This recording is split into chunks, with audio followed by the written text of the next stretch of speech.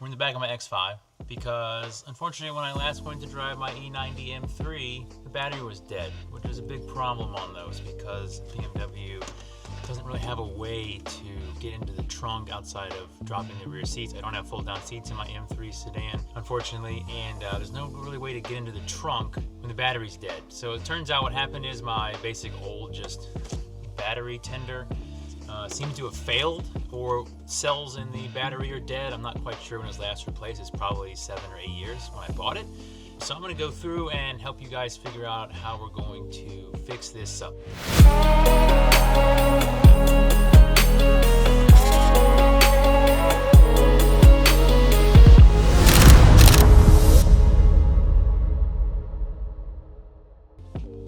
So first and foremost, I went to my friends at BMW, as you can see here, and got a bunch of stuff because BMW also decided on these that unlike, a car like this from the 90s, you can't just put a battery in. If you put a battery in and you don't program it to tell it that it's a new battery, it's going to slowly kill the battery via overcharging because it was used to your old crappy battery and having to send a lot of juice to it to keep it charged. It doesn't need that anymore, so it's really dumb, whatever. That's neither here nor there. So the first thing that I got is on their recommendation. I'm going to upgrade to, and it's heavy, Optima yellow top, which is great because, as they told me, it's an H7 fitment, which means it goes straight in and will use all the factory mounts and attachments, etc., and works with the factory electronics once we go through that other programming part, which again is really stupid, but is what it is. So first thing is the yellow top. It has more juice than the factory battery.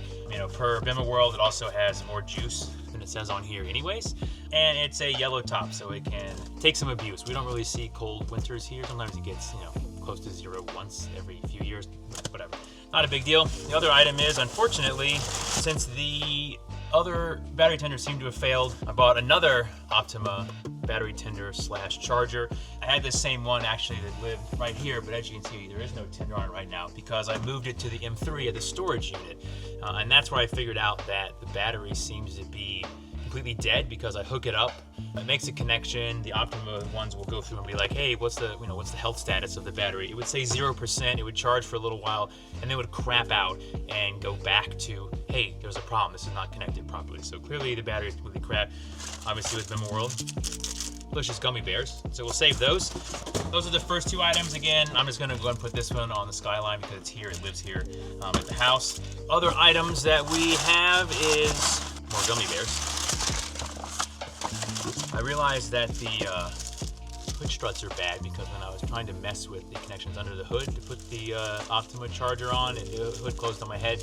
Common problem. So we're gonna replace those. I got these at the same time. And then they recommended the Foxwell tool for this so we can program it. The programming involves not only telling it that it's a new battery, you have to put in all the information, cold cranking amps, how many amp hours, etc., so it knows how to charge, as well as this is obviously a different style battery. It's not your just water with lead cells, so you do have to program and tell it that it's a different battery. This tool does that via a nice little handheld tablet, essentially, with a touch screen, and it uses a wireless / Bluetooth dongle that plugs in. So this is actually useful because I can then use it for this X5 that we're in the back of now to go over if a check engine light comes on or anything comes on. I mean, it's a hybrid, apparently that could become a problem at some point, but that way I'll be able to maybe diagnose stuff before it happens or when it happens on both the BMWs. So that's what we have. The other item that I had previously is you need some sort of way to get juice to the car, whether that is a stronger charger or a jump box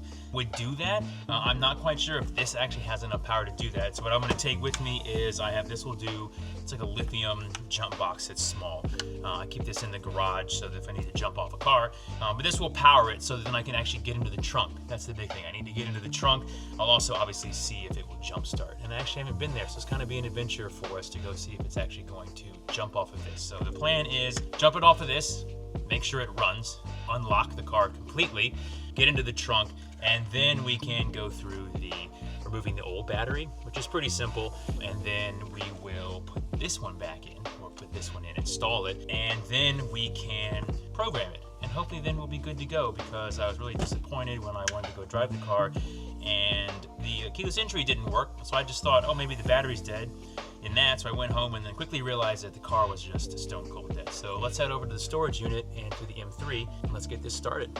Made it to the car storage place. Ignore, you can't see anyone else's cars. This is not allowed. This is not an Astoral E36 M3. Don't look at it. Anyways, got all the stuff, got the dead M3. So first thing I want to show you here is battery's back here in the corner. Can't get in there, it's locked. I can get into one door, but no power, it won't open. Again, stupid design. So real quick, what we have here is I think the battery actually just completely failed because I did use this old battery tender here and it was just blinking, so I thought it was hooked up wrong. But now we have the nicer first gen Optima charger that I got from BMW World as well.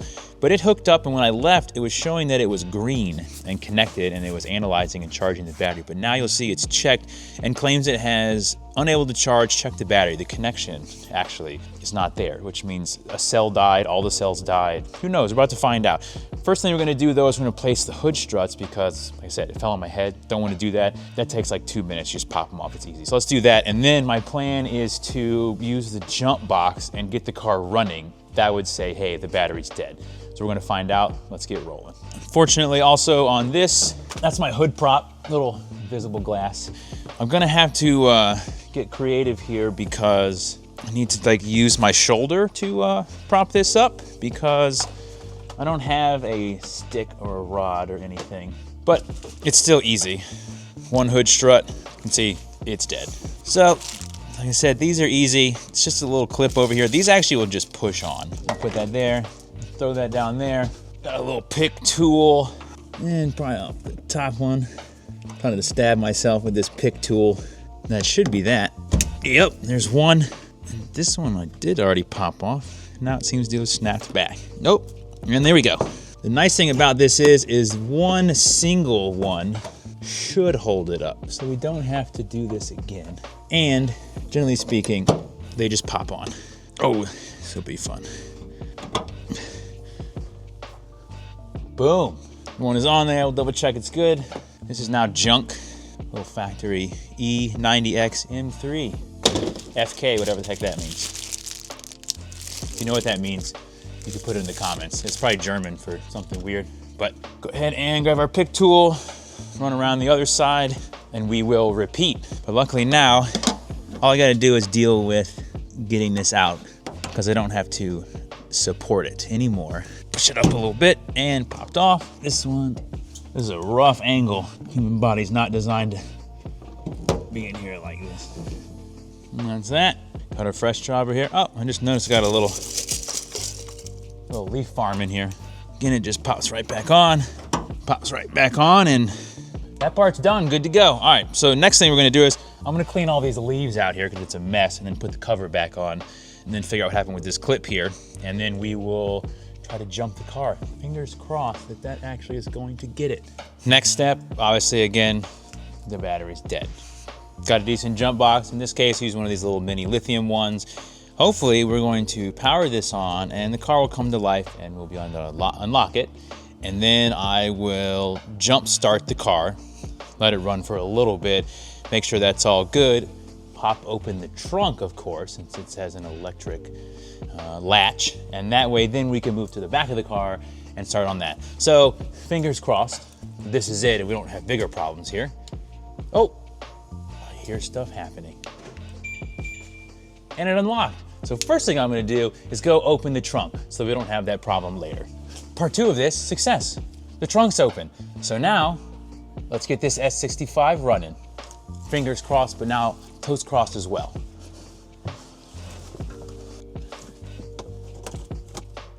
Oh, unfortunately, I did not get here fast enough on the jump box, so we'll be right back. Obviously it has some sort of timer so that it won't just sit there forever, but here we go.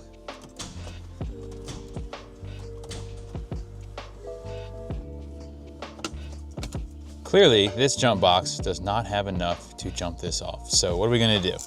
There's another bigger jump box here at the storage unit. I'm gonna try that first and see what happens. And then after that, I'm just gonna replace the battery because clearly the battery is dead. And this obviously is a V8. I did purchase the jump box. It claims that it can jump off this size engine, but it's a little lithium box. So let's do the bigger one and see what happens. All right, bigger jump box is on. It's like half charged. It said it was green, but now that I plugged in, it shows half. So we're going to try this again. If this doesn't work, I'm just gonna go ahead and toss the battery in. But fingers crossed, let's see what happens.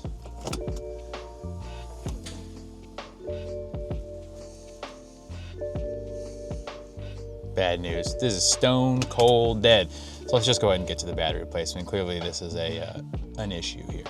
Last plan here actually to try to jump it off here, because I just re-looked at everything that was on the jump box, and this should be like double what it actually needs to jump it off. And I've used these many times, the little lithium jump pack. So what I did is, instead of going from the front of the car where like the terminals are for the battery tender, what I've done here is I've put it, how can we see this? Directly on the battery. So this is straight to the battery. You're not doing anything through all the car and everything. So I want to give this a shot, and let's see if we can jump this thing off and get it fired up. So we'll go ahead and power it on. It's doing its thing. Trunk lights on, so everything's going there. Let's give this one more shot. It's weird that it won't jump off at all with this thing. So let's give it a shot. Got juice again, and boom.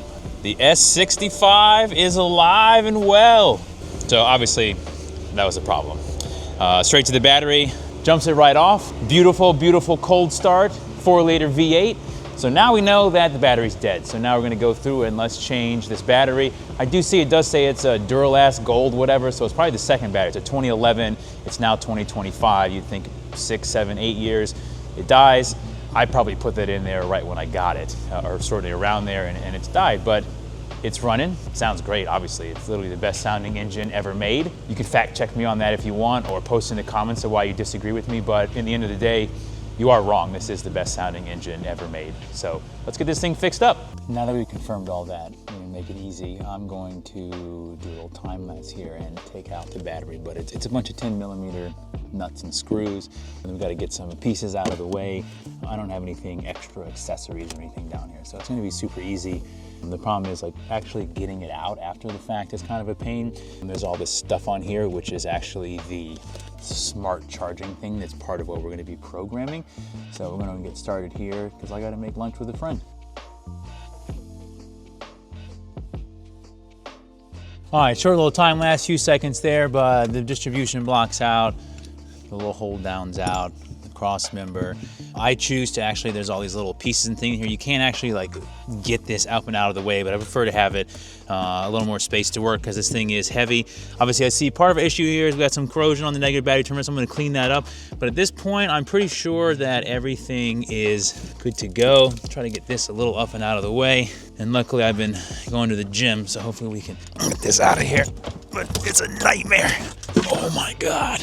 Okay, that is junk. All right, so now we have space to put the new one. There's an old vent tube from probably the original battery, but we don't have any corrosion down inside there, so that's good. We'll try to figure out how to get all this out of the way, and we're going to drop in the new Optima, and then we have to reverse this install. I'll probably skip some of that because it's boring. Don't need it in the video. And then the real deal here is we have to program it, as I said at the beginning of this video, which is completely silly, but I'm gonna get this installed, put the Optima in, and then we should have real juice. Clean up this terminal because that looks terrible, and then roll on from there. We'll see you basically back inside the car so we can do that programming in probably 2 to 3 minutes. It shouldn't take that long. As you can see, we got power now. Everything's back together, good to go on that. So what I'm gonna do first is I'm gonna go ahead and do the standard. I have to reset the time, reset some stuff, and then we're going to jump on the tool that BMW World recommended, the Foxwell tool, which has a little Bluetooth wireless dongle. We have to program for this battery and let it know that it's an AGM, although it was a Duralast Platinum, which says AGM, but I'm just gonna go ahead and tell it again. This is an AGM battery, put in the cold cranking amp so we know that it's new, and that way it won't overcharge this battery and kill it off quickly, which like it can happen inside a month if you don't do that. So we're gonna go ahead and shut this off, go ahead and catch up with some of that basic stuff, and then we'll bring you back in for the programming. Watching James Clay here from BMW World program it using this tool. So I've already watched it once, but I'm gonna watch it a second time, real time, so I can make sure I do this correctly. But all this stuff did come from BMW World. So if you have BMW stuff, it's a good option. and they're good people.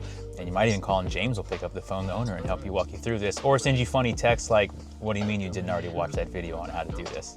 So let's go ahead and dive in on this. So as James showed, I'll link that video in the description because you can watch his program. He goes a little more in depth with it, but so far, it's pretty straightforward. You do the auto VIN, it says what car information you have. It came up perfectly. It jumps in, sees everything. And just to give you a quick show, like what we're looking at here, obviously we're watching it here, but you'll see on the screen, we have battery. Once we go to battery, we're gonna be able to do a couple different things. We're gonna do register a battery exchange, and then also programming. So I'm just gonna go, and this is boring, I'm not gonna show you watching me going through a touch screen here, but that is what we're gonna do. Just because I wanna make sure I do it correctly, I'm watching the video that James is doing it with the same tool, and basically the same car. It was a 335 versus an M3. We'll go through this, and after that, we should be good to go, and I'm actually going to take it to lunch. I am gonna bring that jump box just in case though. So we'll be back here shortly, should be finished up soon. Seemingly success. We used the Boxwell tool as said, and we went through and followed the video. First we registered a new battery, which sets like the date and the time there's a new battery in the car. That's the first step, and then we programmed it that it's an 80 amp hour AGM so that the charging is set up properly. It has, again, a smart charger system, so that won't kill it off. So in theory, we're good to go. All left now is I'm gonna make sure the car runs, and I'm going to take it for a trip down in Atlanta to eat some lunch with my buddy Ryan Eversley here. That's a good test because it'll sit for, we'll drive it, we'll sit for a little while, we'll see if we come back out and the car starts. But again, I do have a little jump box down here because I don't want to get stranded down there, and that will at least jump me off to get back home and figure out what's going on. But so far, success. Again, if you could like, subscribe, comment, any questions, comments, concerns, whatever you have, tell me I did a bad job, tell me I did a great job, whatever it is, recommendations of other things. And tomorrow I'm leaving for a home race at Road Atlanta. I'm going to do Trans Am, again, an IGT, helping a buddy out who's not able to make it, my good friend Chris Green. That's what we got on tap. Thanks again for watching. See you next time.